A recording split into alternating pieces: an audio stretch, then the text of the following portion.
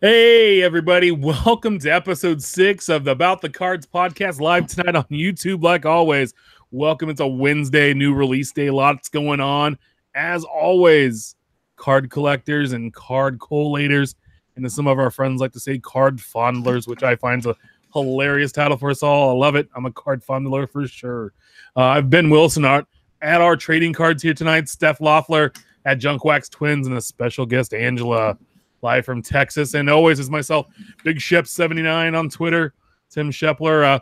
Our little slogan here, we are a podcast for collectors by collectors, and we hope to bring you a smart and insightful podcast tonight talking about trading cards and our hobby here that we love so much. Like always, live every Wednesday night at 8 p.m. West Coast. You can always follow us on Twitter about the cards. I think we hit over 250 followers this week, and we appreciate every single one of you. Thank you very much. We try to follow all of you back. Also, we're available on iTunes at About the Cards, and you can follow us on YouTube. Probably watching us live there right now. Subscribe, review, let us know how we're doing. Tell us if we're good. Tell us if you want to improve. Tell us if you want to hear a topic. We're open. We do this for us because we love talking about our hobby, and we love to share our thoughts and ideas as collectors. And we want to get to your thoughts and feelings as well. So we've had some really good suggestions we've put to use, and I think tonight's show is going to be really helpful. I think it's going to be outstanding. We're going to have a little sneak preview, a little national talk. It's coming up here very soon. We have some experts with us tonight that are going to go over that. I have not gone yet, and I'm going to tell you, next year is my plan to be in Chicago and to meet all of you folks. It's going to be great. So welcome, guys. How are we doing tonight? Let's go to Texas. Hofflers, how are we doing tonight? Doing great. Great. Yeah. Just finishing up some show notes here, and no, it's been a pretty good week so far. So, well, good deal. Let's go to Angry Ben, as he's now known on Twitter. Should be his handle at Angry Ben. What's going on, bud? How's Galt? I'm not super well. Galt's under fire right now. There's a lot of fires going on out here, so stay safe, my friends. I mean, it's a lot of the heat and the dryness, but the A's are coming back. We're down 5-1 now. It's 5-4 on the heels of last night's impressive 11 unanswered runs. Ridiculous. No, stop your face. That's going to be like my favorite Tops Now card when it comes, because it's a reminder of I fell asleep when the A's were losing 10-5.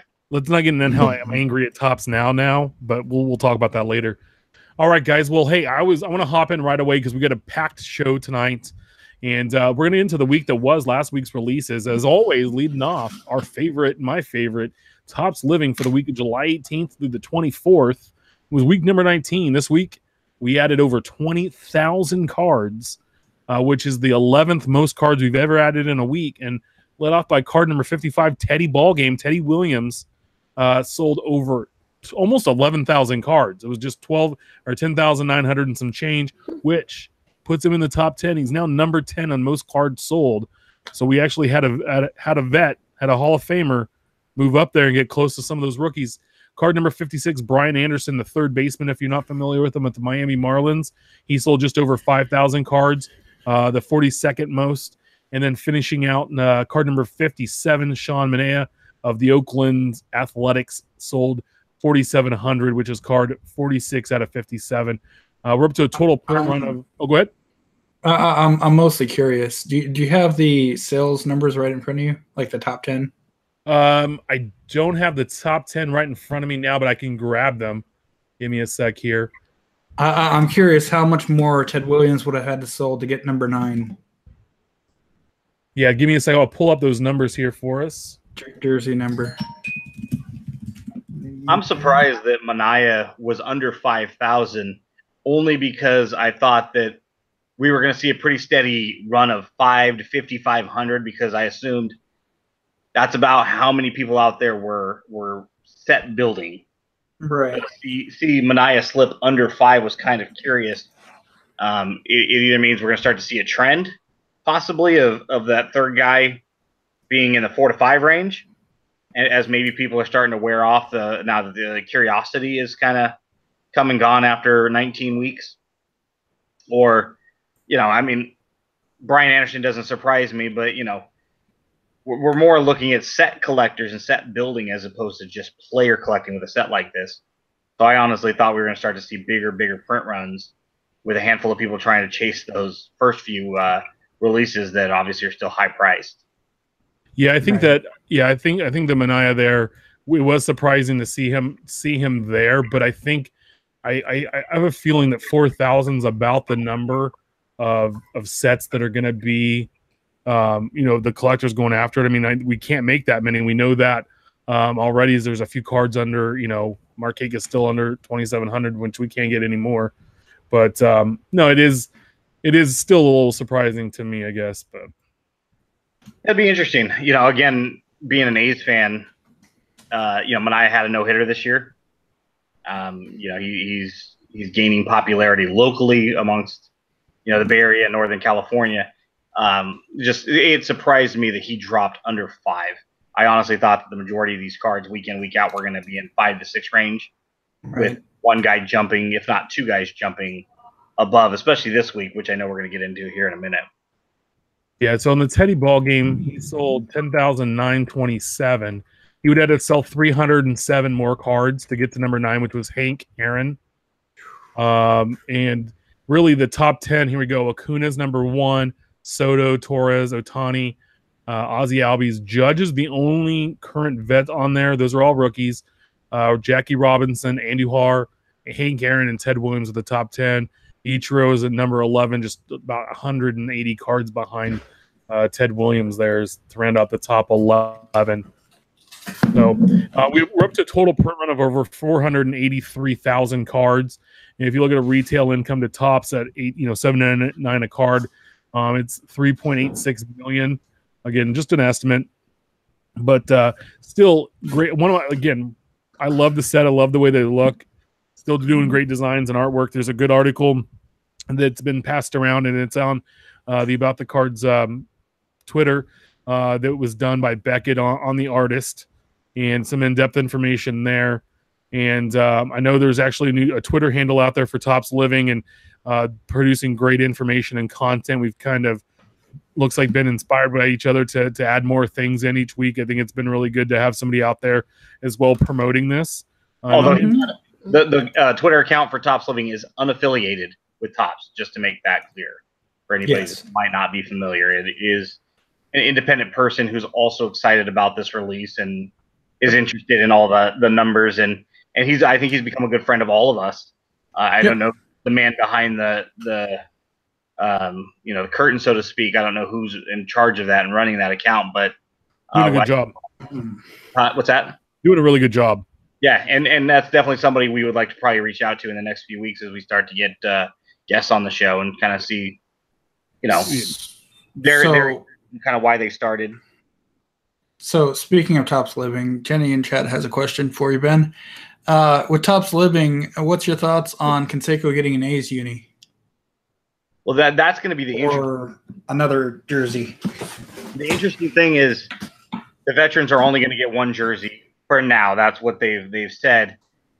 So when you get guys like Henderson, who's already been featured as an A, despite the fact he spent time with another 11 teams, right? Canseco, who would be the other team that you'd consider? Probably would have to be the Rays, Blue Jays, the Expos, Blue Jays, the Rays. So if you're going to do Canseco at some point, in my opinion, you're going to have him as an A. The question would be, when McGuire's turn comes down the pipeline, is it going to be in green and gold, or is it going to be in red? It'll be Cardinal. Shut up. All right, I want to move on though, because we have like I said, we have a lot to get to. Last week also too came out 2018 Topps Allen and Ginter. Love it. Some of you guys, there was some heated debate on how it's garbage, but it's a good set for what it is. If you don't like it, don't collect it, don't buy it. But it is a neat and unique set. Also, 2018 Donruss Optic came out, the clone of regular Donruss, just the shiny version. And again, you guys are gonna love this. 2017-18 Panini Spectre basketball. We have another 2017-18 basketball set that released this week. And guess what, folks? Sneak preview. There's one next week too. How long are we gonna pull out this draft class? I don't know. I think there's still a 13-14 that's coming out. this week. It's brand new. It's like they're just gonna find one draft class they love and make it for 10 years. There we go. And then so we're gonna move to hot off the press this week's new releases. We had 2 that got pushed back. So 2018 Topps Clearly Authentic was supposed to come out this week, got moved back 2 weeks to 8/8. And then 2018 Topps Diamond Baseball Icons moved to 8/22. So we had a couple of moves there. Not a big deal. Probably pretty nice because they've been pushing some product lately in the last few weeks. Nice to give collectors a break. The release calendar for the next 4 months was absolutely turned upside down this week. I keep track, of course, for personal reasons of all of the baseball releases, and I didn't even bother moving them around. All I did in Excel was put the new date and then had Excel auto sort because I was moving them up, down, and it was just like I mean there was like 5 or 6 changes. And it's difficult because everybody's on a budget and you're trying to plan for, oh, hey, I got Clearly Authentic this week. I'm not going to collect it, or I'm going to spend X amount of dollars on it. And then, oh, it gets pushed back 2 weeks. Well, now it's on the other side of Topps Chrome, right before Topps Archive. So now it's directly interfering with my budget for Chrome and Archives. Do I, as a collector, do I go after any of those now? Or it gets complicated when you start moving all of these products around so frequently, like Topps 10. At this point, hey, I'm looking to spend X amount at the National from this vendor. There you go. Well, it's no longer being sold this week. It's going to be tough. I mean, you're going to the Nationals, which I know we're going to get into, with X amount of dollars in your pocket, and then now you're going to be right in the middle of Topps Chrome and Archives and Clearly Authentic, and they're all going to be competing with your Nationals budget for anybody out there that's going. Yeah, but I don't think people that buy Clearly Authentic, though, I think they might have a little bit bigger or different budget than some for what that product is. But we want to hop into the Topps Living for this week that got released this morning for the week of July 25th through August 1st. So what's this, week number 20. Card number 58, Giancarlo Stanton, outfielder, New York Yankees, the 5th Yankee to be in the set. The 5th Yankee. Number 59. Now, I haven't watched a lot of baseball as much as I usually do this year. This guy was a surprise. Wasn't quite sure who he was.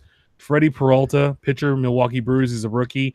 And don't get me wrong, maybe I just haven't watched a lot of Brewers. Going to go see him on Friday. Maybe I'll see him pitch. He's the 2nd Brewer after Sogard, Eric Sogard they have this year. And number 60, this is the card. I'm going to buy 2 this week because, again, I'm buying all the rookies. But number 60, all collectors should buy this guy. Pat Neshek, pitcher, Philadelphia Phillies. He is a collector. He sent out a tweet today. He's the 3rd Philly, by the way. He sent out a tweet today. If you send it to the stadium, if you send it to Citizen Bank Ballpark in Philadelphia, he will sign it and send it back. It just needs to be in a self-addressed stamped envelope, and he'll sign it. He signs any cards that he gets. He's really good about that. So if you have the cards, toss them in. Put a note in there, tell him thank you. But he said he'll sign all these. He's very excited. He doesn't think he was hoping to get under 2,000 cards, so therefore his card would be the most valuable. But I have a feeling that's not going to happen this week. I have a feeling he's going to hit about 6,000 to 7,000. I told him 6,500 was the number I'd kind of predicted for him. But guys, there's kind of a debate though. We have a Yankee, we have a rookie, and we have a collector that said he's going to sign these cards. So we kind of have a neat mix this week. Who is going to be the number 1 guy out of the set this week? So I have 2 anecdotes. The Yankees are going to sell a lot, and the rookie's probably going to be just underneath that. Neshek's my oddball out just because he might sell under all 3 by 1,000, or he might sell an extra 5,000. Just because he might buy 1,000 on his own. 2 anecdotes though. I was at his major league debut in Texas here. Sent him my game use ticket. Sent him an extra. He kept one, signed one, sent it back. Back in 2007, 2008. The other thing, it is absolutely impossible to find an unsigned 2008 Topps Heritage card of his, just because he signed so many and people know that he signs them, and those that don't, I think it might have been a short print on top of it. Wow. It is impossible to find that card. It's end up being worth more if it's unsigned rather than signed. That's some crazy knowledge right there. It is interesting. Jenny Miller brought up that, she kind of posed that question or threw it out there for us, is how many of these do we think Neshek himself will buy? I mean, yeah, sure, he wants to. he's got to know that you're going to bring a few of those through the mail collectors because it's such a beautiful card of him, and it's such a beautiful product that he's probably naturally going to sell between 45, 5,500 just because of the set collectors, right? Right. But because of who he is and what he means to the hobby as a felt, he's one of us. And because he's so gracious with his time, you know, you have that two-headed layer of how many is he going to buy himself, because that's going to falsely inflate that number. And then how many people are going to come? I mean, I'm an A's collector. I don't buy other cards. I probably will pick one up and send it to him because why not? Yeah. Right. You know, how many people like me that would have no business? I'm not building the set. I'm not collecting the rookies like you are, Tim. I'm not getting the Hall of Famers and the legends. I'm getting just the 3 of A's so far. He's really the only one that I would strongly consider buying a card from. So now when we start talking about Nishak at $5,000, $6,000, I wouldn't be surprised if he doesn't hop into the top 10, either because he bought a lot or because there's a lot of people that are buying cards that probably wouldn't. Yeah, I see him maybe buying 20 or 30. I don't see him buying 1,000 to push a big number, but who knows? We'll see. I'm really excited for him. It's great. I mean, there's a couple years he made the All-Star team and he got left out of the All-Star cards. Yeah. Update, which is just stupid. Like, huge oversight. You know, that, and especially for him, like that's a you know, he's a reliever. I mean, he's had some good years, but he's never had any great, but he does so much for the hobby. He signs and he talks about it. You know, even same with Brad Ziegler of the Marlins. You know, both of them collect quite a bit. And you know, it's great to see him. Hopefully Brad will get a card as well. And I like Brad. He's a KU fan like me, Rock Chalk. But there's the top 5 teams, guys. So we already know the Yankees are number 1 with 5. Do you guys remember who number 2 is? Probably the Braves. Yeah, Braves with 4. There are 7 teams tied with 3. And so that gives us, you know, 9 teams there. There are 12 teams that have 1 card, and we're going to cover those. The rest all have 2. But teams that have 3 cards: the Red Sox, Dodgers, A's, Phillies, Padres, Mariners, and Nationals. The teams with only 1 card, here's all 12: the Diamondbacks, the White Sox, the Reds, the Indians, the Rockies, Tigers, Royals, Twins, Pirates, Giants, Rays, and Rangers. Why are both my teams on the list? You have Panic, who was card 3, right? And we have Gordon, and I think he was guard, like, he was early on. He was in the first, like, 10 or 12 of the run of the cards. And, you know, Lonely Twins are there, too. I just want to – the Padres have 2 cards, right? The Brewers have a couple of cards, like, and the Brewers' 2 cards aren't even, like, stars on the team. Well, when you figure that the Giants, the Tigers, I forget what all name, Pirates, these are teams that have been around for 120 years. It's not like you can't, you know, I mean, to see the Sox, the Reds.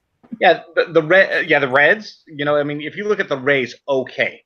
Who are you? They don't have any, I mean, unless you want to put Canseco or Wade Boggs or the guys that were kind of there in around 2000 when they were just kind of like grasping at these aging end of the career veterans. You're not going to put Wade Boggs or Jose Canseco in a Rays jersey. Let's just be serious about that. So outside of Longoria, though, who's your Ray? You know, yeah, you might get Snell this year, or, you know, moving forward. I mean, who are you going to put? Delman Young, Josh Hamilton? You know, guys that should have been that never were. I mean, you get that one, but then when you start to get to the Giants, and I get the methodology behind it, where they're trying to be very strategic about, because you're only going to be able to release these guys once. Yep. And you got to be careful about, okay, so Acuna and Albies, they never get another one. If they become the next Mike Trout 4 years from now, guess what? If they're still with their current team, sorry, their card's already been produced. Hey, real quick, can you guys name who can you guys name who the Devil Ray, or I'm sorry, the Tampa Bay Ray is? I can't name anyone on the Rays. I know it in my head, but I'm not going to share with you. No, I have it right here in front of me. Who was it? Who is it, Ben? Come on, I'm not going to tell you. Come on, big brain. Honestly, I couldn't tell you. Kermeyer. I don't even think he's with the team anymore. No, he's still there. Malix Smith. Yeah, I thought he was with the Braves. Atlanta Brave. Yeah, sold 50 or 4,500 cards. Card number 14. So, while we're on the topic, real quick, there have been some conversations about having guys like Ricky Henderson. Why not have him as a Yankee? Why not have, you know, somebody brought up parallel. there's not going to be numbered parallels and chrome parallels and all this stuff. Don't Well, bring what the about cap in. a Yankee, McGuire? What about an A's and a Cardinals? That which brought me, I know there was some conversation about them possibly doing mascots like the Philly Fanatic, the San Diego Chicken. My thought is, why not managers, La Russa, and why not, McGraw and some of the great Connie Mack, some of the great, because they're also part of baseball history. And then what about some of the great, names of, Landis and it's not going to happen. I can tell you why. Okay, here's some guys on this list, and you tell me if these are current players, right? So there's a ton of good players in Major League Baseball, all-stars, just team stars that aren't on this list. Here's some of the guys that are, though. Russell Martin, okay? A.J. Pollock, Malik Smith, Eric Sogard, Sean Manaea, Chris Taylor, Paul DeJong, Brian Anderson for the Marlins this week, Austin Hedges, Brad Peacock, right? Kevin Pillar, Lou Brinson, Brandon Morrow for the Cubs. I mean, Jody Mercer. Now, some of these guys might be fan favorites. Joey Ricard from the Orioles. We talked about him before. These guys, okay, I mean, if you go back and you look and you want to have a Dodger on there, instead of Chris Taylor, it's Justin Turner or Puig or Jock Peterson or Seager or Kershaw. I don't understand why. I get having some of these random guys in here maybe to bring the numbers down and kind of have a short print, right. You're faking the market out there. But it's like, I don't get it. And the guy, you look, Colon is the guy for the Rangers. He just got there this year. Why isn't the first card like Beltre? Like we talked before the show. How he's, or even Sensu Chu. Right? I mean, Chu's been there a few years. Chu was an all-star this year. Here's the thing. You're going to run out. It's simply a numbers game. You're releasing 156 of these per year, start to start, right? In a fiscal year, 156. Divide that by 30, and you get an average of 5 per team. And somebody on Twitter made a comment in a conversation this week and said, that's got to be easy enough. No, it's really not, because the problem is you have to have 5 desirable players per year without replicating them. But hold on, real quick though. You also got to think they have the retired stars in here, right? Yep. If they do add retired managers and stuff like that, you could do that. And some teams might have more than others. But what I'm saying is when you have like Eric Sogard, right, on the Brewers, what happens next year if Braun's not a Brewer and he's somewhere else, but the guy played as a Brewer? But what's up? No, they won't, because they're going to put him on his current team, and everybody's talking, Machado's going to have 2 or 3 cards. Machado's not going to have another card, at least until next year. He will not have a Dodger card. He will have a Dodgers card. Bullshit. He's not going to have a Dodgers card. You're completely wrong. We bet on that, didn't we? We bet on that. I told you. I guarantee you he will have a Dodgers card. He will not have a Dodgers card. I'm sorry. Internet shakesies. Everybody heard. Done deal. So ladies, here's my argument that Jenny brings up with the teams being completely lopsided like every other Topps release. If certain teams don't start getting their players in, why are you going to bother to keep checking the update each week? My argument, Dozier's being rumored to get traded. Why isn't he on a set this week? Trade deadline's what, 6 days away? Yeah, 31st.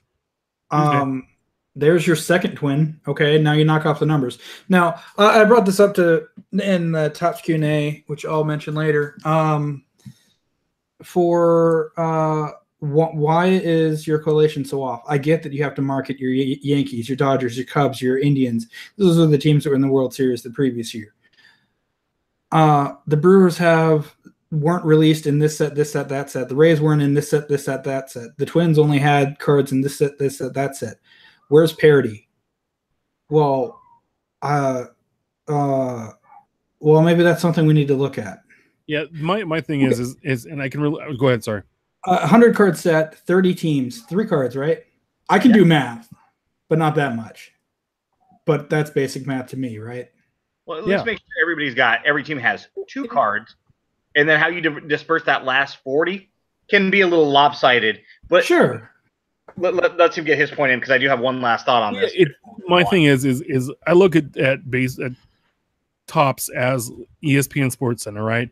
When they created Sports Center, the thought behind it was it's a time capsule of that day and that time of those sports.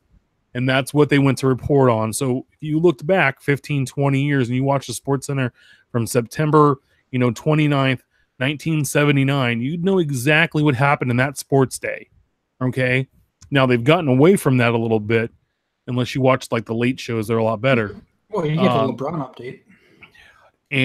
But what the baseball card should be, though, is a snapshot of what the 2018 season looked like. And when you leave a team out, was like, did they not out of a set? Now, not flagship, but some of these other sets, we've talked about this before. Did they not exist? They're there.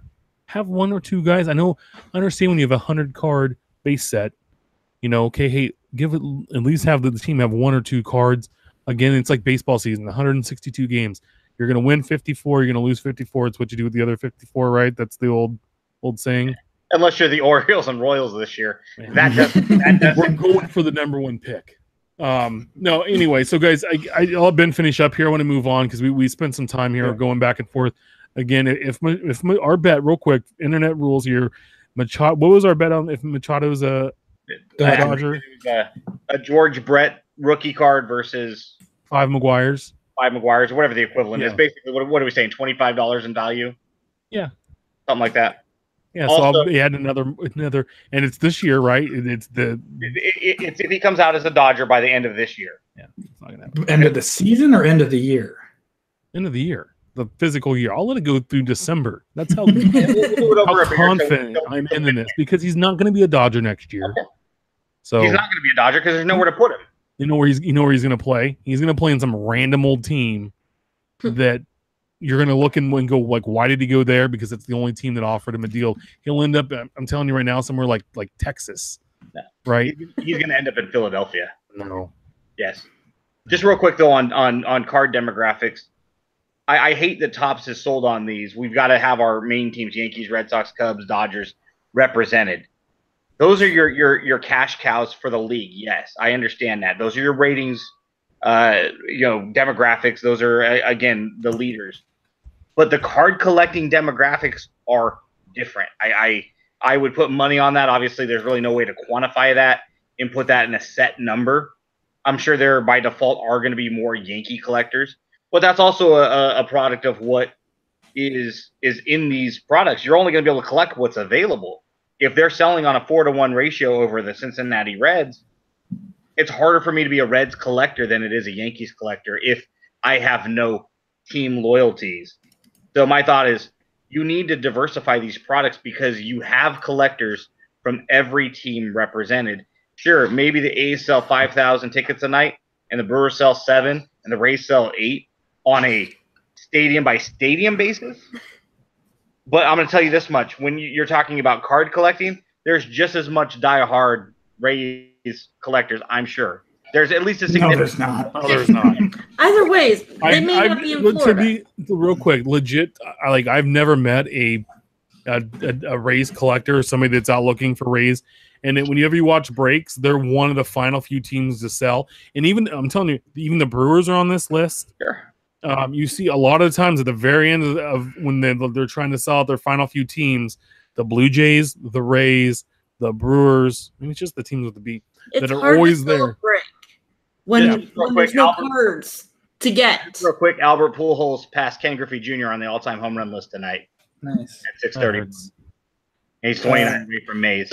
Well, guys, I love our heated debates here. I'm going to win the Machado one. Also, it came out this week, as we talked about, 2017-2018 Panini Cornerstones Basketball came out today. It's $140 a box. You get 1 pack per box, 6 cards per pack, and a box break's going to hook you up with 2 autographs, a mem card, and at least 1 PVC stock insert. There's a 150 card base set, which is all the vets. From cards from 151 to 189 are rookie cornerstone auto relic cards. So they're not truly in the base set, but they continue the numbering for those cards there. There's also cornerstone autographs And those are current stars and legends. There's 46 current stars and 15 legends. The legends is a strange checklist. Just to highlight a few, you have Mike Bibby on the Atlanta Hawks, okay, which is weird. Jason Williams on the Orlando Magic. They were once traded for each other, and the Kings won that deal. And then Christian Laettner on the Wizards. Not the Timberwolves? No, not the Timberwolves. Like the Wizards. I didn't even know he played for the Wizards. I know he played for the Heat for a quick sec, but the Wizards? Okay. Whoever's making that checklist probably would put Wade Boggs on the Rays and Jose Canseco. Well, it is Panini. So, okay, hold on. There's also this elusive ink collection that has 10 autos of guys that are, I guess, are elusive autographs. But they have Jason Williams on the Kings in this one. And then like Ron Mercer and Felipe Lopez, Al Attles of the Warriors, Michael Adams. Kind of a different set there. There's a Franchise Foundation Signatures, was a 35-card set, which was one of my favorites. They had a lot of autos in there, and a Keystone Signature set, 29 cards. There's 3 memorabilia sets. I didn't get to see any of this opened, but again, they're just continuing that rookie, this last rookie year class, continuing to put out product with it. Some different autos, kind of strange. I don't know. I don't collect a lot of basketball, and again, like I said, I'm not a huge Panini fan. Yeah, so I don't know if you guys saw any of this. I know you guys don't really dive into the basketball, yeah, we just wanted to bring it up as a new release this week. So find your local breakers. 2018 Panini Certified Football came out as well. I did get to see a little bit of this opened up. $225 a box. You're getting 10 packs per box, 5 cards a pack. You're going to get 4 autograph or mem cards per box. So you got a 40% chance of getting a hit. It's a 200 card base set, foil card. So they did have some nice little shine and shimmer to them when you open them, and they did look pretty good. There's multiple color parallels. I think there was like 6 or 7 different colors they had out. The base set's 100 cards. For 101 to 135, they're immortal cards, and those are numbered out of 99. So those were some like Hall of Famers and legends. And then cards 136 through 200 were numbered out of 999 as well, and those were all rookies. They have the freshman fabrics autos, and they're variously numbered, which have a little piece of jersey from the premiere and an autograph. They have a rookie autograph gold etch. There were some certified ets of veterans, and then there's a couple other signature sets, but the certified vet autos were pretty cool. That was a pretty good list. And then again, 4 mem sets. So did you guys watch any or see any breaks of this stuff today either?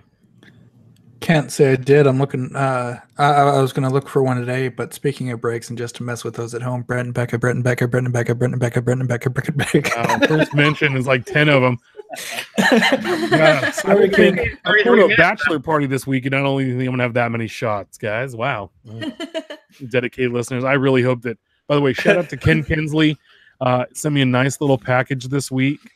I do want to say thank you, Ken. Very nice. He's the one that decided everybody should take a shot when we say the dreaded B&B. Well, he's first. Brent and Becca? 33 minutes. Yes. Also, 2000. This comes out on Friday. 2018 Panini Immaculate Collegiate Football, $280 a box. You get 1 pack, 6 cards. You're going to get 5 autos or mem, and you're going to get 1 base card or base parallel. There's a 35 card base set. I don't think anybody's building the base set there, but low number of parallels, and for base and autos, reds out of 49, blue out of 10, golds out of 5, and a platinum 1 of 1. The neatest thing in here is this: if you don't like the NFL, or you don't have an NFL team, but you have a college team, you're a Bama guy, you're a Cal Bear gal, you have your favorite teams out there. They have immaculate dual and triple autos, which are either by position. So the quarterbacks are going to hit pretty good this year. But if you're a Bama guy or gal, they're going to have them by your school too. So those were pretty sharp. And then they have memorabilia with their quads with college teammates. So I think one of the examples I saw were some Bama guys with all the all their red jersey swatches and stuff, which is awesome. Because I mean, there's some people in Bama. Hey, they don't have a pro team. Their pro team's Alabama, and their pro team in Alabama is probably better than maybe a pro team in the NFL. So I'm going to be traveling on Friday, but I'm hoping to catch a few and check these out. Again, with the college logos, it gives it a different vibe and feel. But it caters to a new or different demographic. Yep. Because now if I am a fan of so-and-so college team, I can follow my favorite players now that they're in the NFL, which I may or may not have an affiliation and a favorite team. But now you can get them in their college colors, which is your favorite team that you are loyal to. And so it's just nice to have that as an option. Maybe not in every product, but once in a while. It caters to the interests of that demographic who might be going after that, which is nice. It just There's a nice John Elway auto in a Stanford jersey, which was pretty cool. I think there's a red pin version of it, which would be even better because Stanford Cardinal and they had the red jerseys and so it gives a collector a little something different to go after. So if I'm a Stanford guy and I'm a Bay Area guy and I like the 49ers or personally I'm a Raider fan, but if I grew up when he was at Stanford, I'm not going to want to collect his Broncos cards as a Raider fan, but I have now this option of collecting a Stanford card of his. Yep. So that's nice. It allows that dual collectability for certain players. Not that Stanford will let him anymore. Yeah, Ben. By the way, Ben's looking for a new NFL team. He's fed up with the Raiders, and I don't blame him. And real quick, I want to bring this up. We have some sports talk on here, and we could do a whole show on sports talk. We got in this heated debate about who's a Hall of Famer and who's not earlier before the show. The pre and post show might be more intense than the actual show itself, and we might just have to have a week where we just start at 7:00 when we're doing our pre-show. And you guys just get to experience the show, and the post show, and just see how insane we actually really are. And you'll meet my wife, who has to set up my. Ben's wife, mom, and she helps put on his headphone, his hat, and his beard's all right, and make sure there's no stains on his shirts. You can make sure my milk and cookies are set up for pre-show. It's great. Real quick. I'm an NFL fan, free agent, and all I want from my new team is one thing only. Just win, baby. Real quick, Jenny Miller from blocked. We're blocking her. She goes, Packers, Ben, keep it green and gold. Now I thought she was from Minnesota. I thought she was a Vikings fan. I thought, did she get kicked out of the Purple Army or the Purple Rain or whatever you guys call it up there? She's about to. Is she out? Did she get banned? No, the Packers win. The Vikings don't. It's pretty simple math. Real quick timeout on the Vikes. They lost their O-line coach this week, Tony Sperano. And from everything I've read and heard about this guy, and I've seen interviews with, he seemed like one hell of a guy, and he's 56, grandpa, had kids. He had kids on the team. I mean, you think about it; those Vikings linemen are his kids, and they all around the NFL, honestly. Yeah, they opened up camp today, and just sad. It's sad when anybody that young passes away, but somebody that maybe you're not close to, but or that's in your realm of world, suddenly loses his life. It's sad, and so to the Vikes, I hope for better days for the fans and absolutely, and for the team there. But yes, are you crying? No, I'm not crying. Yeah, you are. No, I'm not crying. I'm tearing up a little. No, seriously though, tearing up a little bit. I'm gonna be honest there. Okay, so yeah, but I mean that it is. I mean, like think about it. I mean, Ben, you're not that close, not far away from 56. We were born in the same year, dude. But you're a lot older than I am. What month were you born in? October. So we're 3 months apart? Yeah, you were a lot older. That means I'm more mature and wiser. Oh, yeah. Debatable. Wow. Yeah. Okay, so moving on. 2018 Leaf autographed jersey comes out on Friday as well. $135 a box. You're going to get one autographed jersey in the box. There's 26 subjects. There's one Chase jersey, and I want to know when they got this signed. It's interesting to me. I don't know if you guys saw who I put on there. He was listed on here, but you had Joe Montana. Okay, he's still with us. John Elway, he's still here. Dan Marino, as far as I know, and Johnny Yu. So it's 2018 product. How long are they going to hold on to the Johnny Yu? Is it a sticker? It's got to be a sticker, right? It's a jersey though. Cut. It's Panini, which is synonymous with stickers. No, it's Leaf. It's Leaf. Same product. Leaf screams cut signature for me.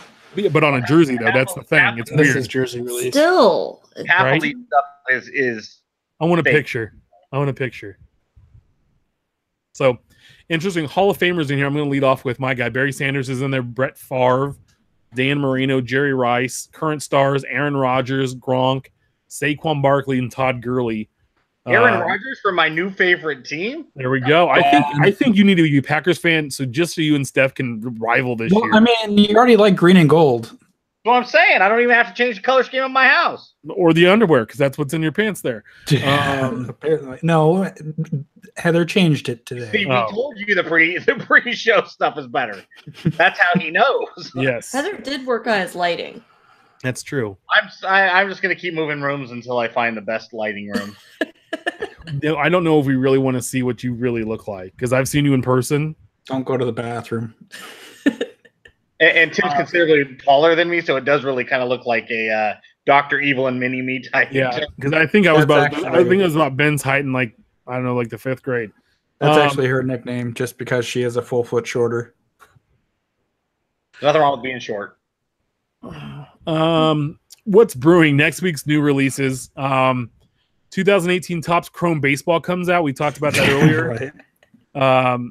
Steph, you have some little notes on Topps Chrome. I know you were taking a look at the checklist here tonight. I did the math, just finished prior to the first real segment. Give me a guess. I have broken down my base insert and hits. What? Who do you think tops the list on all three? Yankees. Yes. Brewers. Nope. Twins. Rays. Nope. Although on the Rays note, and I meant to say this earlier, with their huge amount of collectors that they naturally have, I saw a rather hilarious tweet from Night Owl, who said, "Oh my, I finally found a Rays collector. No, I'm not going to tell you who it is. I don't want them inundated." Yeah, but one exists. One's alive. Okay, good. Hey, but by the way, though, if you're a race collector, come out of the woodwork and prove me wrong. Right. At Big Shep 79. You tweet me if you're a race collector. I'll hook you up with something special. Okay. Here's the deal. I am now an A's and a Rays collector. They live in one. A's, Rays, basically the same team. I am now the second Rays collector. In your face, Jen. Okay. So Topps Chrome Baseball comes out. We're going to get into a good detail. Do I get my care package? Next when week. I get mine. Yeah. Okay, whatever. Then we're never getting it. And so we'll get into good detail about that. But Steph, who are some other teams we should be looking at? If we're going to buy into breaks this week, as it's pre-sold. It's going to break. The first day of the National is going to go live, so it's a good time. A lot of breakers are doing promos and stuff. So who should we be looking to add besides the Angels, the Yankees, the Braves? Well, sure. I mean, yeah, you got the Yankees, you got the Mets, you got the Nationals. But top fives here. Yankees, Nationals, Cardinals, Dodgers, Indians for base cards. Inserts, Yankees, Mets, Cubs, Dodgers, Phillies. And the hits, Yankees, Braves, Mets, Phillies, and Angels, with the whole slew of other teams that are tied with them. One interesting card I did see, however, it was under the auto. Or maybe it was, let me see here. They do have a series where they have two autos of individual rookies, I believe. Yep, dual auto rookies. You got Ozzie Albies and Acuna on the same card, Lucas Sims and Ozzie Albies on the same card, Nick Williams and Reese Hoskins, and Dominic Smith and Ahmed Rosario. 4 different cards, 2 autos each. Interesting. Well, that Acuna Albies is definitely going to be. That's going to be the card. That one's going to drive the Braves and pick your team breaks up. Yeah. Mm-hmm. Hey, real quick, does Torres have an auto for the Yankees? I believe so. Let me check. Okay. Because he'd be one of the guys. I mean, when you're looking, Topps Chrome is always a good rookie card to get to guys, and if you can get an auto of it, one of the more popular ones versus like their first Bowman Chrome, their Topps Chrome rookies always doesn't hold the same value, but holds a pretty good value. And gotta make sure you put these guys in a nice top loader or magnetic if you get the autos, because as always, the Topps Chrome will bow. Yes. He is not. He has a set in Tier 1, Big League, and Archive Active Signature Series. Okay, but not in Chrome. But not Chrome. Interesting. All right. Also next week, 2018 Panini Immaculate Baseball comes out. So that's a higher end baseball product out of Panini. Yes, it is. 2018 Panini's Elements Football. So we're going to get more as we get into the NFL opening camps this week. We're going to in the Hall of Fame game next weekend. We're going to start to see a lot more football releases, and this is a really good class. Lots of quarterbacks. As in always, football quarterbacks collect. You have Saquon Barkley in there as well this year. A lot of good running backs and receivers, but collect those quarterbacks. My favorite this year, if you're going to collect quarterbacks, Lamar Jackson is one of the guys I look to collect. It's a little heads up. Undervalued and underpriced compared to the big four that came before him in the draft. Yep, probably going to get some good value there. So that's a really good call. And another name is to keep in mind is Kyle Aletta for the Giants. He was a 3rd or 4th round pick by the Giants, and he's going to probably be the heir apparent to Manning. And you look, Manning's probably got a year or 2 left. They have an offensive-minded coach there now. And God, his name just fell out of my head, by the way. And Pat Shurmur. Pat Shurmur is the coach there. So look out for them. If you want to know what he did, look at what the Vikings did last year in their offense. Yep. He was a big part of that. And also, too, there's a quarterback that went to the Cowboys, Mike White, who's got a big arm, kind of raw. He's another guy you could probably get cheap, and he's probably going to be in a lot of stuff to look forward and to add a few to your collection. 2017, 2018 Panini Noir basketball comes out next week as well. So, again, we're stretching out this draft class some more. 2018 Leafs Greatest Hits Basketball Edition. This is usually a pretty cool buyback set that they do with the greatest hits. Always some really good cards in there. So some nice releases next week. There's going to be a lot going on with the National. Ben's all excited, I think, on over there. I'm not quite sure. 2 outs. Runner at first. A's are down 5-4. Chris Davis hit a 2-run home run. We're down 5-1. He hits a 3-run home run in the top of the 9th with 2 outs, runner on. We're up 6-5 now going Outstanding. Too bad he can't play in the field to help you guys out. Doesn't matter. If he keeps hitting 2 home runs and 5 RBIs a game, I really don't care if he's a peanut taker. I want to move on to Infield chatter, our hobby top section. There's a few quick topics I want to hit tonight before we get into the big one. It was brought to our attention this week by our very own at our trading cards. At RM Cards Fan, I'm not sure who RM is, but his nickname looked like JMac. I'm going to call him a Twitter doofus. He said that he files a claim to eBay when someone sends him a card that's marked first class when he buys it, but it shows up in a plain white envelope, and that's some crazy stuff. Per the at Mike Summers on Twitter, who's a really good follow, guys. Check him out. Lots of good talk there. He said there, quote, there is a hunt to find his associated eBay ID so it can be reported and the rest of us sellers can block him. So the way that whole conversation happened yesterday was our very own friend Jenny Miller posted, basically, at what point do you expect a card to come in a bubble mailer? And she gave 4 options. It was over $7, $10, $15, $20. And so my thought was, over 7. Basically, my thought is if I'm paying for shipping of, say, $3 or more, I'm automatically going to assume it's coming in a protected bubble mailer with tracking. Yep. If it comes with free shipping or 50 cents, like there's a seller 2 Bros on eBay and everything is theirs is plus 50 cents. Well, if I'm paying 50 cents, I know it's coming in a plain white envelope. So it basically came down to, preference and et cetera, et cetera. And then that's when this guy comes out and basically says, well, I always expect a bubbler. And if, ship smart folks, if you guys decide to ship in a PWE, I'm absolutely going to file a claim with eBay saying that it got lost in the mail. Therefore, I'm getting my money back and I'm keeping the cards. And he said something like to the effect of, Daddy got a free card. And that's why Twitterverse blew up on him, basically saying, so you're openly admitting to stealing cards, because you're taking these cards and getting your money back from the seller, and you're committing acts of mail fraud in doing so by saying it never showed up. So you're receiving said item. And so, yeah, then it became this. He claims it was all a joke, but come on. Everybody makes He's doing it. Everybody makes jokes about certain things. Some are as funny as others. But when you're saying something like that, that's not a joke. Absolutely, Angela. You're right. Yeah. There's truth behind that. And the big thing with this is when I go through and buy cards, when I buy a few base cards or rookie cards or inserts of whoever, I really don't feel like paying $3.50 for shipping, to be honest. When you're spending $4 or $5 on some cards, you're doubling your cost to ship it. And I'm all right with, I've gotten plenty of plain white envelopes that are shipped well, sometimes even better than bubble mailers from guys. Now, if it's an autograph or it's a thicker stock card or graded card, that's what I'm going to spring, and I'm going to make sure that it has, that it's going to come in a bubble mailer. I'll even ask the seller, hey, you said free shipping, but it's $100 card. Are you going to send it in the bubble track or whatever before, I keep bidding it up? Be smart on that. I find it, it's one of those things we want to make other collectors aware of doofuses and scumbags like this in the hobby. To me, it's crap. It's one of those things.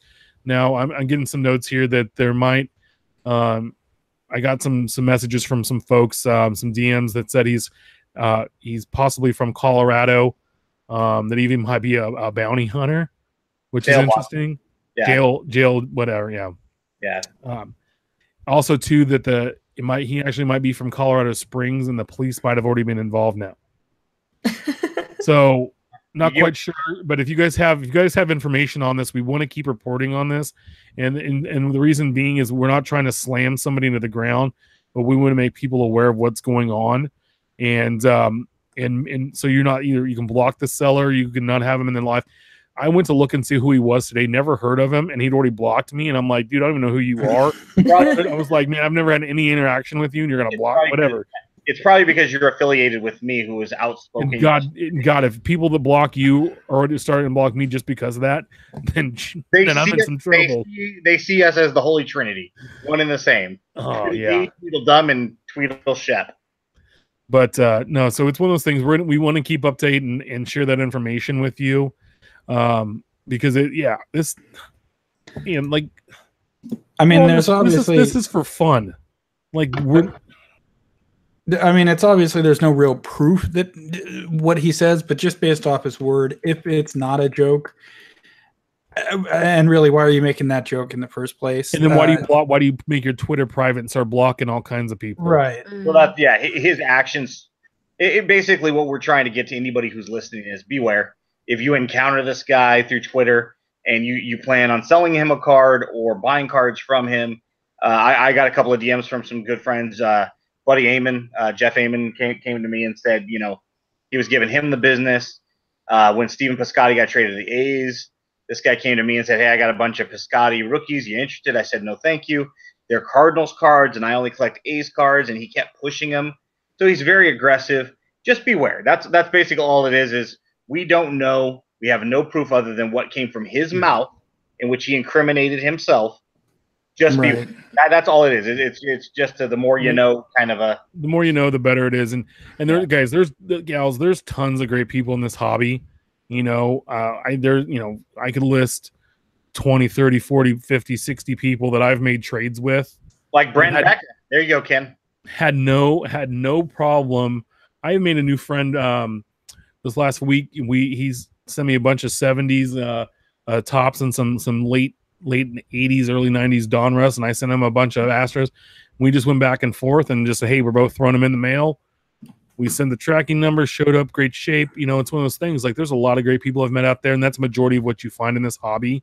But it's also too is like making you aware of bad intended people, so you can stay away from them and keep your cards safe. The next thing I want to talk real quick that was brought to our attention by the ones that shall not be named, Brent Becca. No, they're great. They're great. And again, and the reason being is that, we sound like homers for them, but anybody that's purchased from them understands the quality. Praise. The reason we do this, and what they do, it's great. But this is good information that we're not getting anywhere else. So per Brent Becca's account, 0 wood minis have surfaced, and there's a set. It's 1 through 350. There's supposed to be 1 per every 2,700 packs. Steph checked here within the last hour or so on eBay.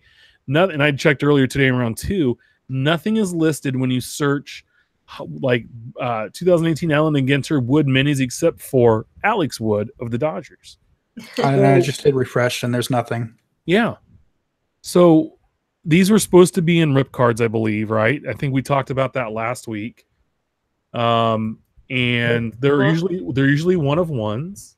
I stand corrected. There was one sold 2 days ago. Bo Jackson. It's only coming out of rip cards, from what I understand. Yep, 150. According to what Brent was saying, is they were supposed to be packed out, unless I misunderstood. But the only way to obtain them is through rip cards, and and there's also issues that I saw somebody discussing with Brent today that apparently you're supposed to get 2 rip cards per case, and somebody's like, I got a whole case and I got no rip cards. Saw that, yeah.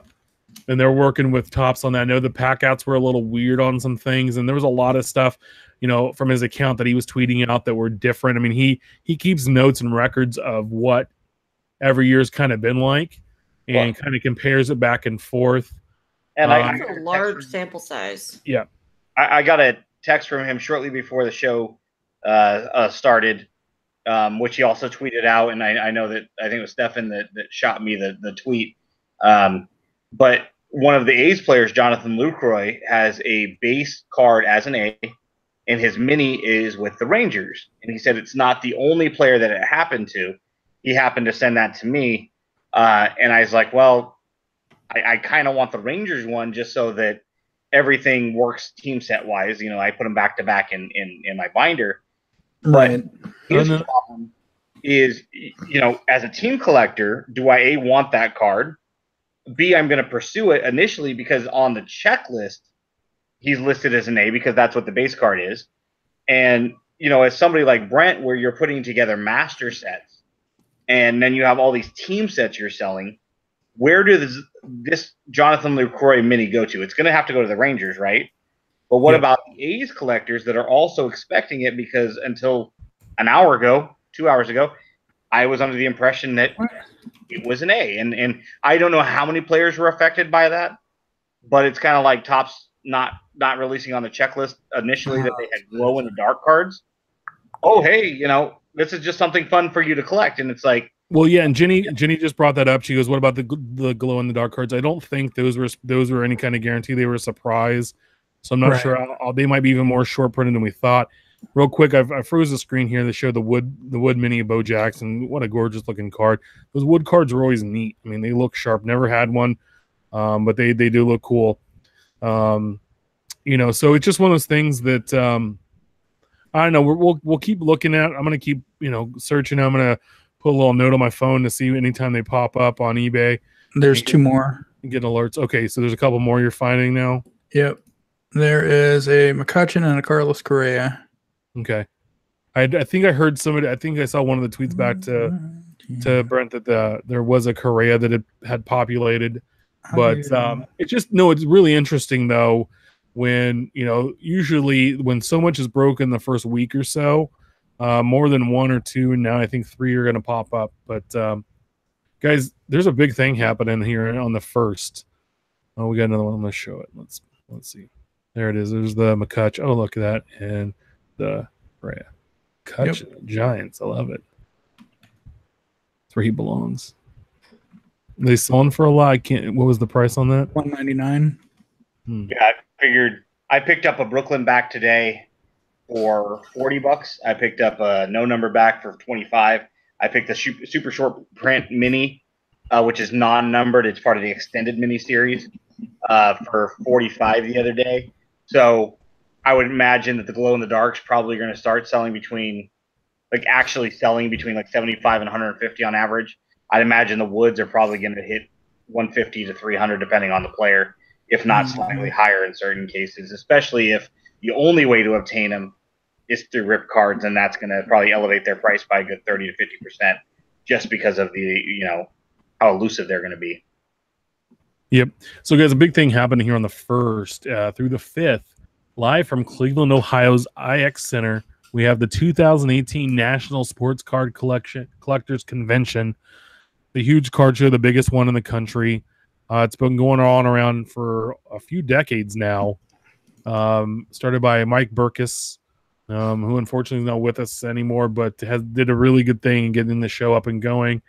Tons of vendors, tons of manufacturers are going to be there, new and old, breakers, podcast hosts. We weren't invited, but maybe one year you will see us out there on the main stage, busting packs, talking cards with everybody. That'd be great. But there's autograph guests now. There's over 100, and this list is ridiculous. I'm going to kind of go over this, and I'm going to hand the reins over to Angela and Steph there, because they've been a few times. They've been 3 times, and Ben and I have only dreamed about going. Some of the baseball stars are going to be there. Pujols, because they're in town that week. Andre Dawson, Al Kaline, Cal Ripken, the Big Hurt. Frank Thomas will be there. Pete Rose, Johnny Bench, Ricky Henderson is going to be there. Now, this is just a few of the baseball players. I mean, there are tons and tons. Greg Jeffries was going to be there. Oh, man. Back in the late 80s, Greg Jeffries was the hottest thing going. He's like the Kevin Seifert of future stars. He was. Football players there. Barry Sanders, Deion Sanders. They're not brothers. Jim Brown, Joe Green, Marshall Faulk, just to name a few. Basketball, you can meet Rodman. This is interesting because Rodman's going to be there and another guy coming up, and I would love to have a picture of both of them together. So you have Rodman, Dominique, the Big O, Oscar Robertson's going to be there. Basically the best player in Sacramento Kings history, but no one realizes it because he played for the Cincinnati Royals and yada yada, and they never talk about it, and it really hurts. They always talk about him on the Bucks when he played with Kareem. And what his number is in the rafters at the Golden One Center. It is. It should be. He's the greatest player ever in that franchise. Dr. J will be there. Kevin McHale. Here we go. Some other sports or other entertainers. Mike Tyson. Could you imagine a Tyson? He's a crowd favorite. Tyson, Rodman, and Pete Rose. That's the trio I'd want, and I'd want to be the 4th guy in that quartet and just to roll around with. I think that would be Deion Sanders and Ricky Henderson. I mean, that there's so much ego in those 5 guys. How are you going to fit them all into one room? Yeah. Also, too, Brett Hull's going to be there. I don't know who he is. The name sounded familiar, but I don't know. Some scrub. He plays that stick. He plays. Yeah, there was only a handful of hockey guys there because most of them they go to the shows in Toronto. Hulk Hogan's going to be there, and then the best, Henry Winkler from Scream fame. Oh yeah, Scream fame. I mean, the Fonz, baby, Jump the Shark. He's going to be there. I'd have him write Jump the Shark and sign it at the Fonz, or like something mean about Ron Howard. Like that would be fun. And I know Pete will, if you ask for Pete Rose's autograph, I missed him a couple years ago when he was here in Sacramento. But he will pretty much inscribe anything on when you buy an autograph from him. Yep. Which is amazing. He writes, I cheated, I bet on baseball, all kinds of stuff. Yeah. I've seen all kinds of wild autograph. He will take your $25 and he will walk you to your car. And yeah, I mean, that man has no shame for the almighty. No, you know what? And it is what it is. It's making money. It is, right? He pay those taxes, Pete. Pay those taxes. And all you guys out there, pay your taxes. You don't want to end up in messing with the IRS, right? Especially those athletes, man. Oh, Wesley Snipes, Willie Nelson. So Lawfulers, what I don't even know. Like, I can only imagine it makes Disneyland, which is trash, by the way. It's Disneyland for card collectors on steroids, on the cloud 9 of the greatest thing that you could ever think of. It's better than that. It's for card really collectors. 4 shows in one building. It's a breaker show where you could literally walk up to any breaker and say, I want to get in the next break. It's a show about old cards. You can go and find literally any card you've ever dreamed of having. It is a show of buying boxes and ripping boxes nonstop. It's also a show of, well, you get direct access to the manufacturers. I mean, you can go talk to Sue's. You can go talk to Tracy at Panini. You can go talk to just about anyone outside of Brent and Becca. It's a TriStar show. You can get all sorts of autographs. I highly suggest buying the VIP package. This one included. The VIP package is going to get you the most bang for your buck. It'll get you into the show all 5 days. It'll get you in, I think, half an hour early. And with that half an hour early, now mind you, dealers know that if you buy the VIP package, that you are here to buy cards. You're not here to browse, not here to figure out what the hobby is. You know what the hobby is, and they will raise their prices for that half an hour. So use it to find what you're going to buy, not to buy the thing, unless it's highly sought after. Or the very first day. Yes. So real quick, a couple things I heard. Last year, Sue's was one of the most popular autographs to get. Yes. People were tracking her down. That you have some of the best times to go really is like on Saturday and real early on Sunday, because I know a lot of people are packed up by around noon, right, on Sunday. Oh, Sunday? If you're looking for deals and discounts, for deals, yeah. But I also heard too, if you have the time and the patience to dig through the quote quarter boxes, they'll become 5-cent boxes on Sunday. 5 cent, but you can find like few dollar rare different inserts and random cards tossed in there that are way more valuable than the dime or quarter nickel you paid for them, right? Oh, Yep. correct. Dollar autographs, like any rookie scrub that never turned out to be anything, like in USA Baseball kind of stuff. 50 cents. 50 cents, $1. If you're willing to sit and peruse and then also buy stacks, they'll cut you a deal. Yeah. And I heard too, there's a lot of, I've seen, vintage boxes all over the place, junk wax boxes too, easy to obtain. I mean, you get Baseball Card Exchange, you get all of the major resellers for vending boxes for, I mean, if you want to see the 1979 Topps Hockey box with Gretzky in it, it's there. Yeah, and also too, like the 86, 87 Fleer Jordan. Yep. There was always somebody buying some packs or a box of that. One of the interesting ones I saw last year was on the main stage as a key event. Watch the Breaks broke a pack of 55 Bowman and ate the gum. Oh, that's Ben's buddy. It is. It is. Yeah, Ivan's a real good promoter of the hobby. Yes, he is. Yes, he is. Hey, so I have a quick. Oh, go ahead. The first day you are at the National, you need to go see Topps and get on the list to be at the Topps Q&A. That's what I was going to bring up. To go to the Topps Q&A. Well, I saw you guys live there. I got my name known in the hobby because of going to the last Cleveland National. Yeah, I think it was like I don't know if it was the last one or the one before last year. That one where you guys were on. Oh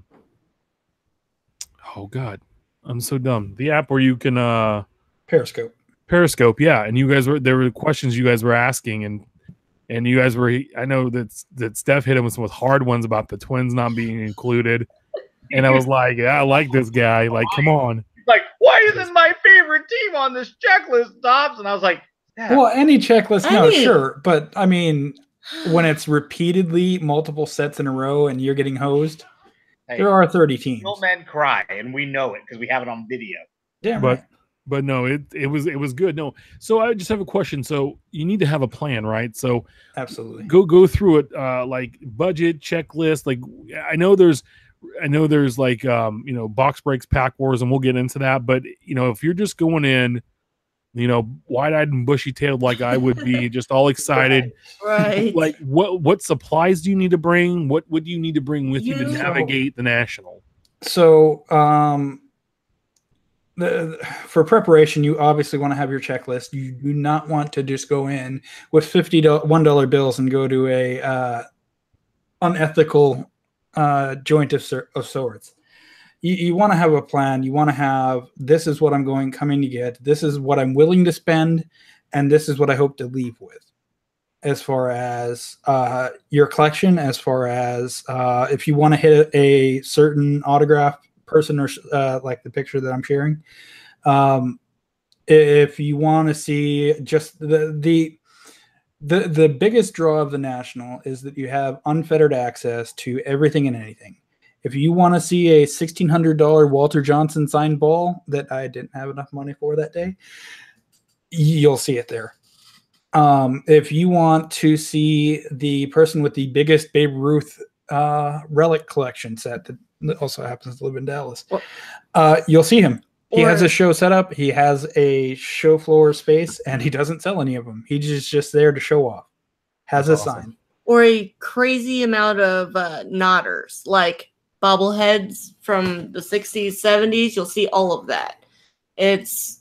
You have to have a plan. And also, you have to have at least a little bit of cash on you.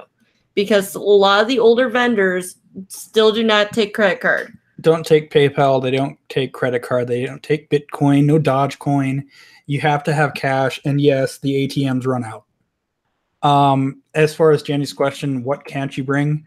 I mean, it's a regular it's convention hall. It's not like stadiums. You can bring your backpack. I highly suggest it. If you're going to buy boxes, those reusable grocery stores bags fit boxes amazingly. I mean, you want to bring a box of supplies for your cards because not every vendor has the cards protected, and the ones that do, they don't have them in the brand new Ultra Pro sleeve if you want, or that you might want to take it to PSA and get it graded on site. They have a really good deal where if you bring it in within the first couple of days, they'll have it mailed to you within a week, and of course, it has a reduced price, or Beckett or whomever. I mean, you want to check in with them, obviously. Yeah, I'll sort of check out my cards. Usually they're there, and they usually have like a and discounted rates as well. If you're there to grade, get there early. Call up Beckett. They will come and grab those cards from you as soon as they can get their hands on them. If you fly in Tuesday night and you're planning on grading a lot of cards and you want them all done that week, make sure you contact Beckett. They will come and get those Tuesday night because they do run out of time. Especially for PSA. If you guys have any questions in particular, shoot those back pages. Any questions you have. He's an excellent source, and he loves grading with PSA. Can't recommend him enough. Great friend. And which, for us, that's, after the first major show, the second one, you practically go in there just to meet up with people. You want to see Mel Rises. You want to see us. You want to see Eric. You want to see Mel's son, Rich. Or you want to run into Waxtopia or Night Owl if he goes. Most of them go. And you can go see him. And you can go to the Topps Q&A and sit in the row with...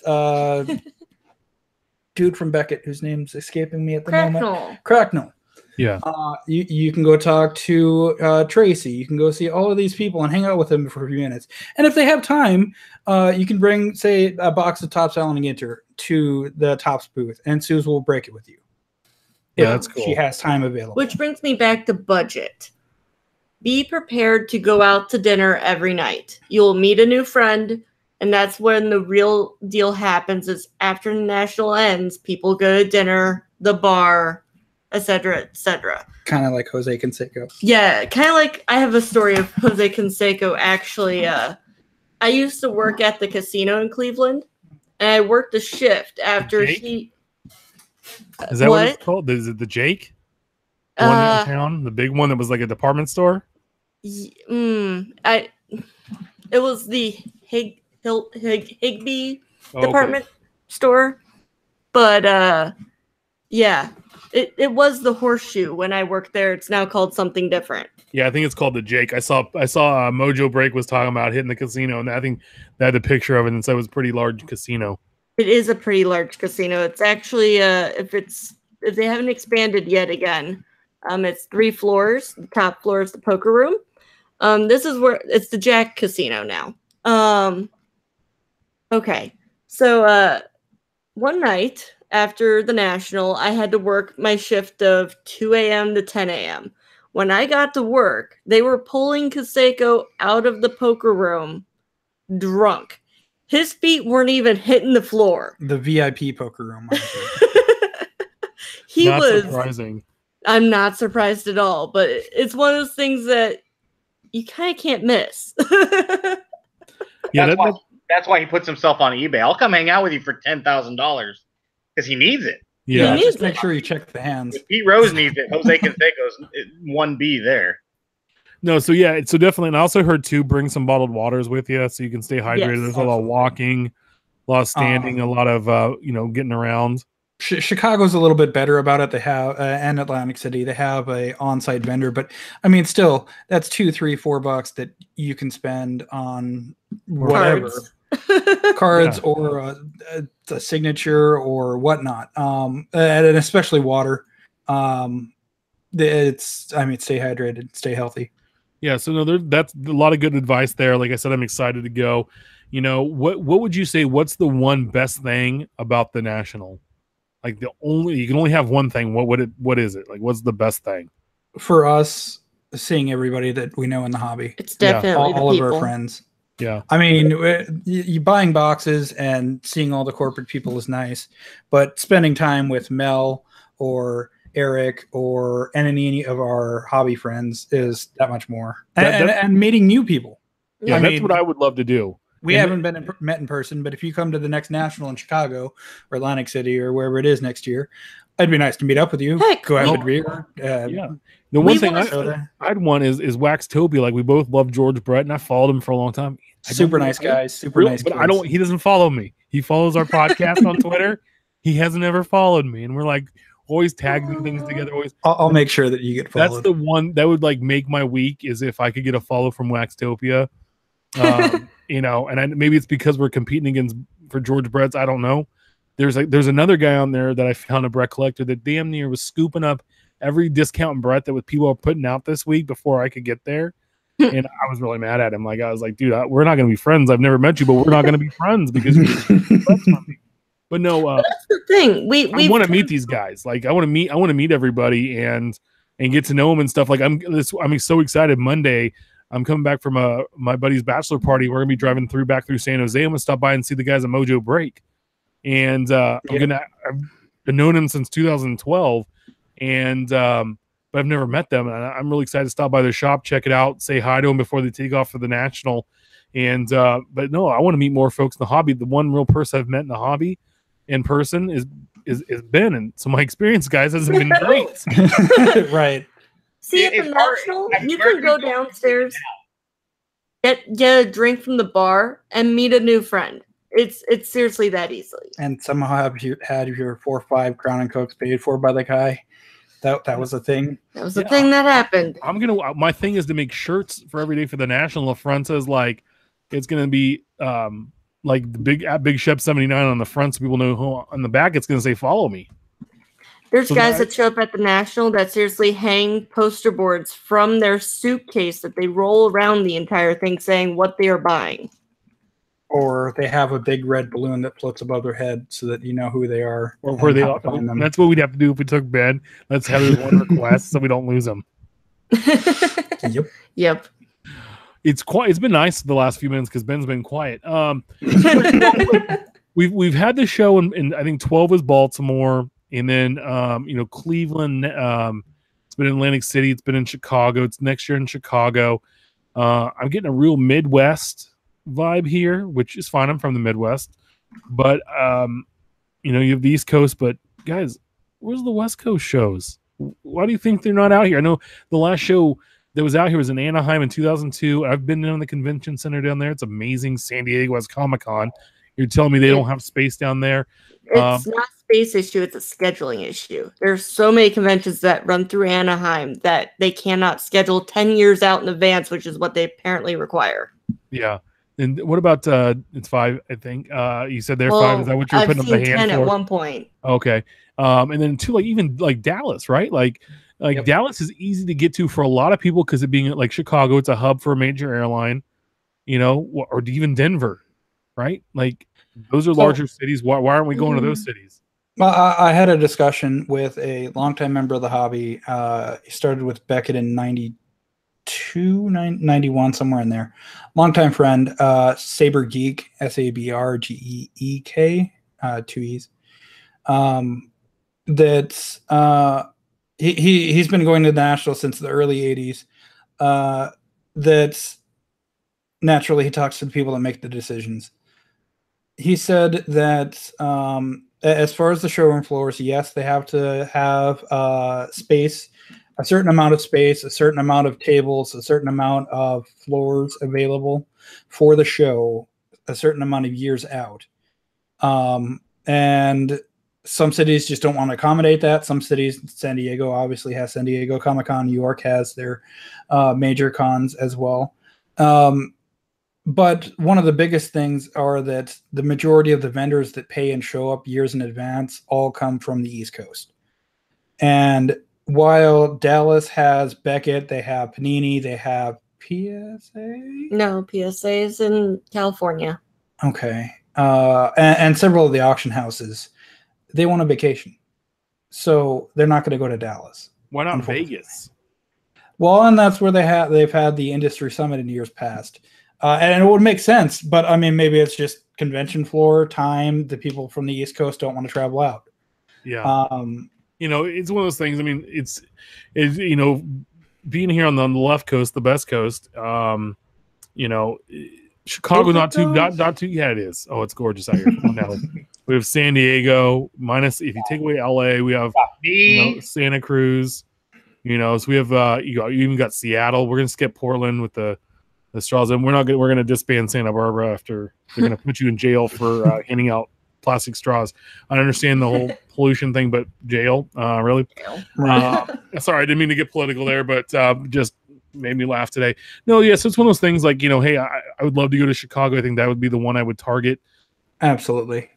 I've been to Atlantic City, I've been to Chicago, and I went to Chicago, I guess, again. Definitely Chicago is the show to go to. Yeah. They usually have the best athletes to show up, the best show floor. They usually have a ton of people that show up.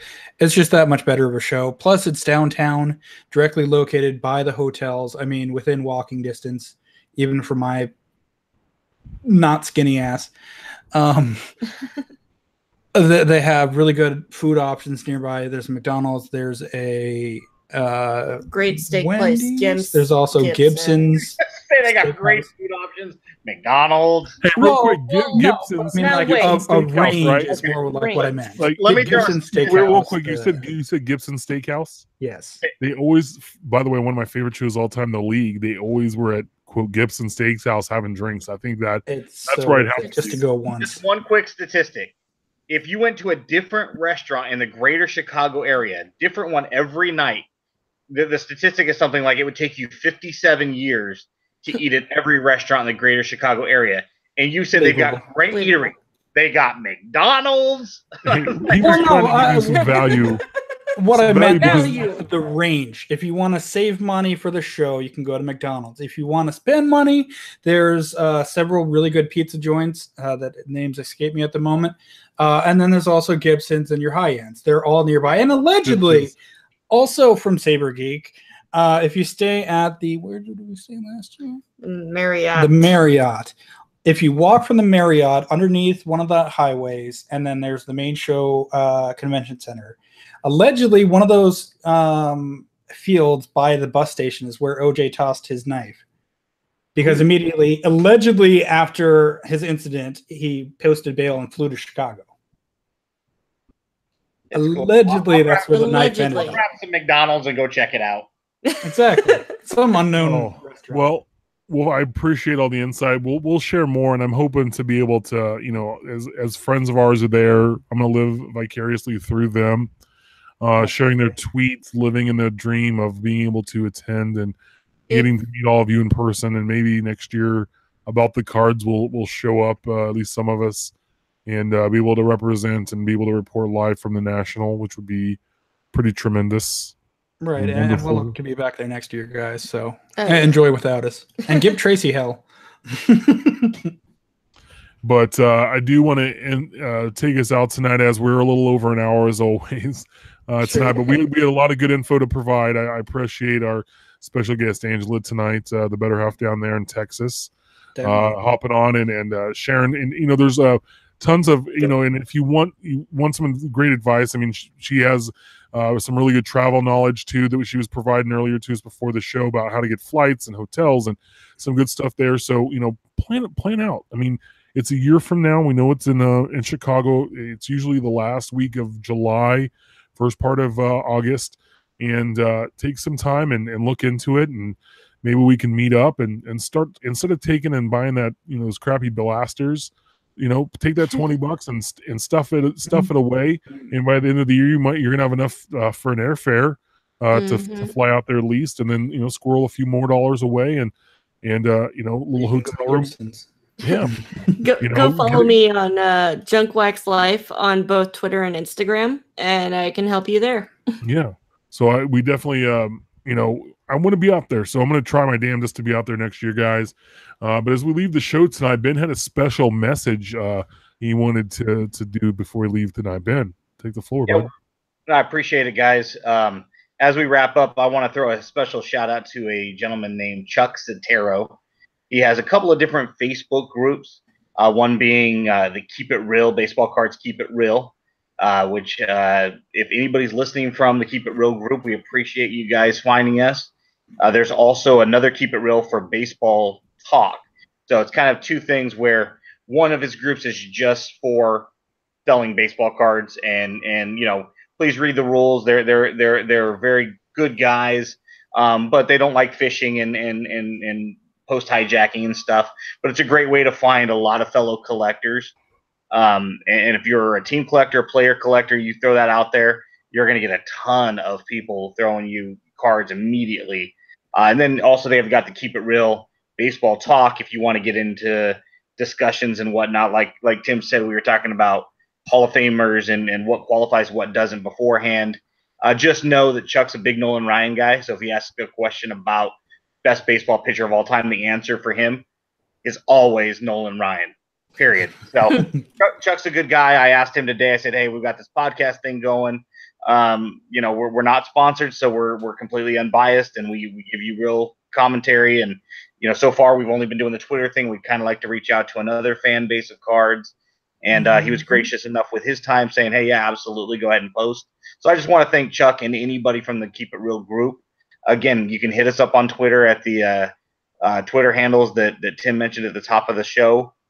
We'd love to hear your feedback, and you can always get a hold of us on Facebook as well. I'm personally part of the Keep It Real group, of course, but we would love to have your insight as well if you have any thoughts or recommendations of what you'd like to hear moving forward. So thank you to Chuck and all the other admins at the Keep It Real group. We really appreciate your support, and we hope we'll be listeners in the future.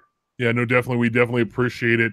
As always, we're live every Wednesday night at 8 p.m.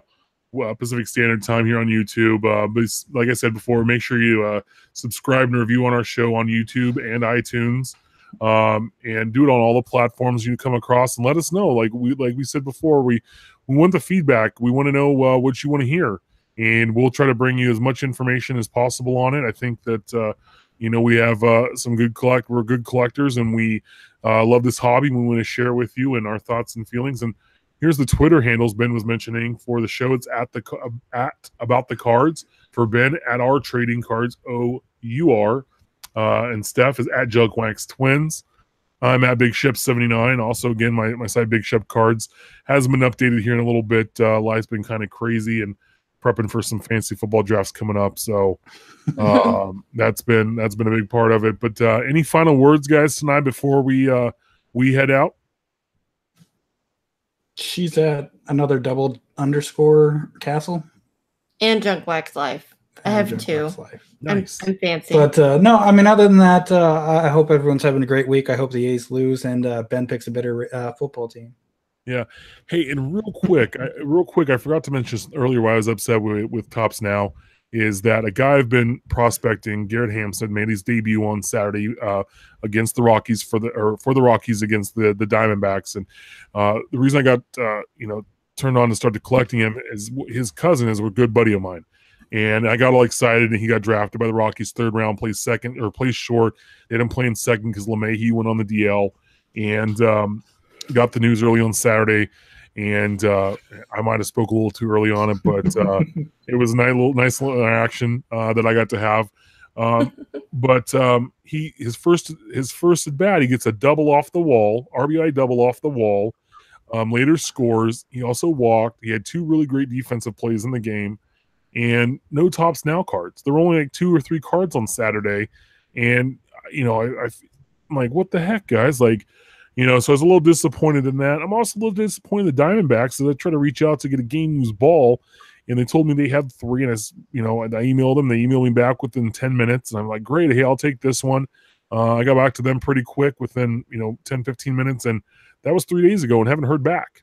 So Diamondbacks authentication office, get back to me. I want to pick up that baseball, add it to my collection, maybe one day get him to sign his debut ball, but that's always fun. Going to the Giants game this weekend for my buddy's bachelor party, going to pick him up a ball for the game.